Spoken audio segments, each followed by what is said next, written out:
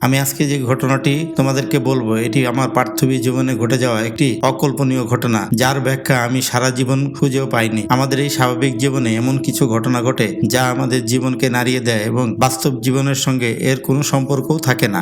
লম্বা সময় ধরে আইসক্রিমের ট্রাক চালাতাম যে আমার মুখের ছাপ এবং হাতের রেখা দিকে তাই স্পষ্ট অনুধাবন করা যেত। কাস্টমাররা হাত ইশারা করে, আমি তাদের হাতে আইসক্রিম দিই হাস্যোজ্জ্বল ভাবে এবং তারা সেটা নিয়ে চলে যায়। আমি একজন আইসক্রিম বিক্রেতা, যেখানে মুখের হাসি খুব দ্রুতই পানি এবং বাতাসের সঙ্গে মিশে যায়। জঙ্গলের যে স্পটটিতে আমি প্রতিদিন আইসক্রিম বিক্রি করি সেটা আসলে অনেক ঘন জঙ্গল ছিল। আমি যখন সন্ধ্যার পরে সেখান থেকে ফিরতে থাকি তখন কিছু শব্দ আমি শুনতে পাই, যা শুনে আমার মনে হয় যে তারা আমার যাওয়ার জন্য অপেক্ষা করছিল। সেই দিনের সন্ধ্যাটি আমার অন্য দিনের মতোই স্বাভাবিক ও সুন্দরভাবেই শুরু হয়েছিল। এটা গ্রীষ্মকাল ছিল, তবে এতটাও গরম পড়েনি যে ঘাম আমার শরীর দিয়ে বেয়ে পড়বে। সন্ধ্যা ঘন হলে মায়েরা তাদের সন্তানদের ডেকে নিচ্ছিল, অনেকের পায়ের পদধ্বনি শোনা যাচ্ছিল। স্পটটি খালি হয়ে গেলে আমি গাড়িটি নিয়ে এসে একটি বাস্কেটবলের কোর্টের সামনে এনে পার্ক করি এবং ইঞ্জিনটি বন্ধ করে দেই এবং এসি কম্প্রেসরটা সম্পূর্ণ বন্ধ হয়ে যাওয়ার জন্য অপেক্ষা করতে থাকে। আমি যখন বাড়ি ফেরার জন্য চিন্তা করছিলাম, ঠিক তখনই আমার নজর ওই বাচ্চাটির উপর পড়ে। সে গাড়ির দরজা থেকে কিছুটা দূরে দাঁড়িয়ে ছিল এবং অন্য বাচ্চাদের মতো ঠিক খেলাধুলা বা লাফালাফিও করছিল না। অন্য বাচ্চাদের মতো সে কোনো মায়ের কাছে আবদারও করছিল না, শুধু চুপচাপ দাঁড়িয়ে ছিল। বাচ্চাটির বয়স আনুমানিক 8 থেকে 9 বছর হবে। বাচ্চাটিকে নীল বর্ণের এবং অনেক রুগ্ন এবং পাতলা দেখাচ্ছিল। তার চোখ দুটো এতটাই শান্ত ছিল যে সেটা দেখে কোনো বাচ্চাদের চোখ মনে হচ্ছিল না। তাকে দেখে মনে হচ্ছিল সে আইসক্রিমের গাড়ির জন্য নয়, বাসের জন্য অপেক্ষা করছে। এরপর সে ভ্যানের জানলার নিকট চলে আসে। আমি তাকে দেখে অন্য কাস্টমারদের মতোই ফ্রেন্ডলি বলে উঠি, কি দোস্ত, কিছু লাগবে? সে কোনো উত্তর না দিয়ে চুপচাপ দাঁড়িয়ে রইল। তার মাথায় একটা স্পষ্ট আঘাতের চিহ্ন দেখা যাচ্ছিল, যেটির মধ্যে একটি ফাটল দেখা যাচ্ছিল। দেখে মনে হচ্ছিল আঘাতটি ঠিক মতো জোড়া লাগেনি। চকো ভ্যানিলা খাবো। সে যখন অর্ডারটি দিল তখন তার মধ্যে অন্য বাচ্চাদের মতো কোনো উচ্ছ্বাস বা আনন্দ লক্ষ্য করা গেল না। সে খুবই স্বাভাবিকভাবে প্রতিউত্তর করলো। আমি কোনো কথা না বাড়িয়ে ফ্রিজারের দিকে চলে গেলাম। এরপর পিছনে ফিরে আমি যখন তার দিকে তাকালাম তখন সে তার হাত দুটো কাউন্টারের উপরে ধরে রেখেছিল। হাত দুটো দেখে মনে হচ্ছিল সেখানে প্রচুর পরিমাণ কাদা লেগে আছে। না, এটা কোনো খেলতে যেয়ে লেগে থাকা কাদা নয়। দেখে মনে হচ্ছিল সে আশ্রে কোনো মাটি উঠানোর বা কোনো গর্ত করার চেষ্টা করেছে। মাটি তার আঙ্গুল এবং নখের মধ্যেও লেগেছিল এবং নখের মধ্যে মাটি কামড়ানোর কারণে জখম হয়েছিল এবং বিভিন্ন জায়গায় রক্তের ছাপ লেগেছিল, যা শুকিয়ে গেছে। তার পরনের শার্টটিতেও কালো রং লেগেছিল এবং বিভিন্ন জায়গায় ছেঁড়া ছিল। তাকে দেখে আমার কিছুটা রহস্যময় মনে হচ্ছিল, কিন্তু আমি এত তাড়াতাড়ি কোনো সিদ্ধান্তে পৌঁছাতে চাচ্ছিলাম না। আমি চুপচাপ আইসক্রিম স্কুপ করতে লাগলাম। তোমার আরো কোনো ফ্লেভার লাগবে বাচ্চা? সে কোনো জবাব দিল না, চুপচাপ দাঁড়িয়ে দাঁড়িয়ে আমার আইসক্রিম স্কুপ করা দেখতে থাকলো। আমি হাত বাড়িয়ে তাকে কোনটি এগিয়ে দিলাম। তার মুখমণ্ডলে এমন একটি ছাপ ছিল যা দেখে আমার কেন জানি বুকের মধ্যে কষ্ট অনুভব হচ্ছিল। সে কোনটি আমার হাত থেকে নিল, ঘুরে দাঁড়ালো এবং তারপর চলে যেতে লাগলো।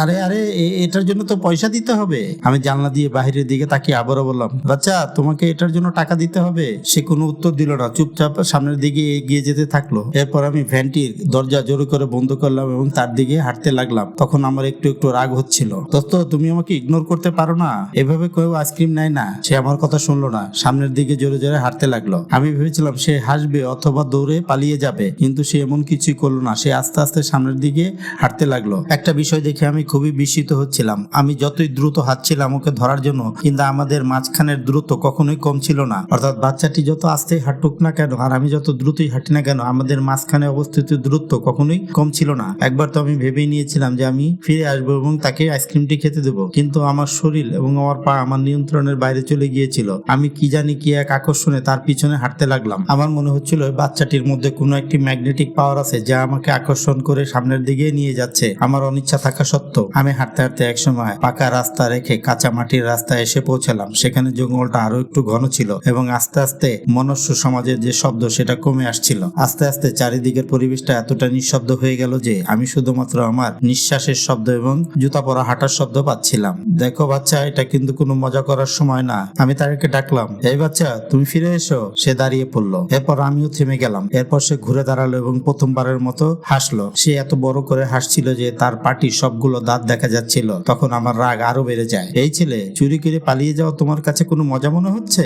সে কোনো কথা বলল না, পিছনে ফিরে দৌড় দিয়ে জঙ্গলের ভিতরে হারিয়ে গেল। আমিও তার পিছনে দৌড়াতে লাগলাম। আমি এত জোরে আবল তাবল দৌড়াচ্ছিলাম যে আশেপাশের সব গাছ এসে আমার মুখে ও গায়ে বাড়ি খাচ্ছিল। আমার হৃৎপিণ্ডের শব্দ এত জোরে হচ্ছিল যে আমি সেটা শুনতে পাচ্ছিলাম। ঘন জঙ্গলের মধ্যে আমি তাকে দেখতে পাচ্ছিলাম না, শুধু তার পদচারণার শব্দ শুনে তাকে অনুসরণ করছিলাম। আমি যখন জঙ্গল থেকে একটি ফাঁকা জায়গার মধ্যে বেরিয়ে আসি তখন তখন আমি লক্ষ্য করলাম সে একটি ছোট্ট ঘরের একটি কামরার মধ্যে ঢুকে গেল। এরপর আমি দ্রুত দরজাটি খুলতে খুলতে বলে উঠি, নাও এবার খেলা শেষ, বেরিয়ে এসো। কিন্তু আমি ঘরের ভিতর ঢুকে বিস্মিত হই, কারণ এটি এক রুমের একটি ঘর ছিল এবং ঘরের ভিতরে কোনো প্রাণী উপস্থিত ছিল না, শুধু ধুলা আর চারিদিকে ময়লা এবং জরাজীর্ণ ছিল। আমি কোনো প্রাণীর প্রায়ের শব্দ পাচ্ছিলাম না, চারিদিকে শুনশান নীরবতা। আমি এক মুহূর্ত কিছুটা ভয় পেয়ে এক পা পিছিয়ে আসি পালিয়ে যাওয়ার জন্য। আমি যখনই মনে স্থির করে ফেলেছি আমি এখান থেকে পালিয়ে যাব, তখনই আমার পায়ের চাপে ফ্লোরের কাঠগুলো ভেঙে নিচে পড়ে যায় এবং ফ্লোরের কাঠ ভেঙে যাওয়ার কারণে আমি হাঁটু গেড়ে নিচে বসে পড়ি। আমার পায়ের অল্প চাপে ফ্লোরের একটি অংশের কাঠ ভেঙে নিচে পড়ে যায় এবং একটি গর্ত বেরিয়ে আসে। আর গর্তের দিকে তাকিয়ে আমার তো জীবন প্রায় বেরিয়ে যাচ্ছিল।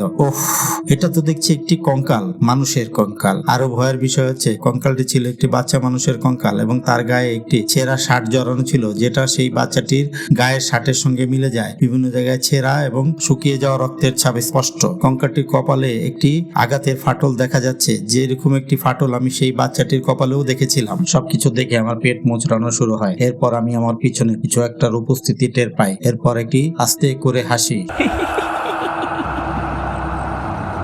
সঙ্গে সঙ্গে আমার শরীরের সমস্ত লোম খাড়া হয়ে যায়। ভয় আমার শরীর কাঁপছিল, আমার শরীর পুরো হিম হয়ে গিয়েছিল। কে ওখানে? আমি আস্তে করে বলে উঠি, যদিও আমি অনুভব করতে পারছিলাম আমার পিছনে কে দাঁড়িয়ে আছে। এরপর আমার নিঃশ্বাস বন্ধ হয়ে আসে। আমার এমন মনে হচ্ছিল যে পুরো কেবিনের মধ্যে বাতাস বন্ধ হয়ে গেছে। আমি আস্তে করে পিছন দিকে তাকাই এবং আমি সেই বাচ্চাটিকে সেখানে দাঁড়ানো অবস্থায় দেখতে পাই। সে দরজার সামনেই দাঁড়িয়ে ছিল, একদম স্থির ভাবে। এবার সে হাসছিল না, বরঞ্চ তার চোখ দিয়ে অজরে পানি ঝরছিল। তার চোখের পানি তার নীল রঙের বিমর্ষ গাল বেয়ে নিচে ঝরে পড়ছিল। সে কাঁদতে কাঁদতে করুণ স্বরে বলে উঠল, তাহলে তুমি আমাকে শেষ পর্যন্ত খুঁজে পেলে? প্লিজ আমার মাকে খুঁজে বের করে বলো আমি তাকে অনেক ভালোবাসি। কথা শুনে আমার অজ্ঞান হয়ে যাওয়ার মতো অবস্থা। আমি এক পলকের জন্য আমার চোখ বন্ধ করি এবং চোখ যখন খুলি তখন সে সেখান থেকে গায়েব হয়ে গিয়েছিল। আমি সেখানে একাই বেহুশের মধ্যে অনেক সময় ধরে দাঁড়িয়ে রইলাম। ঠিক কত সময় দাঁড়িয়েছিলাম তা মনে নেই। যখন আমার হুঁশ ফিরে আসে তখন আমি 911-এ কল করে পুলিশ ডেকে নিই। এরপর পুলিশ সেখানে আসে এবং লাশটি দেখে কনফার্ম করে যে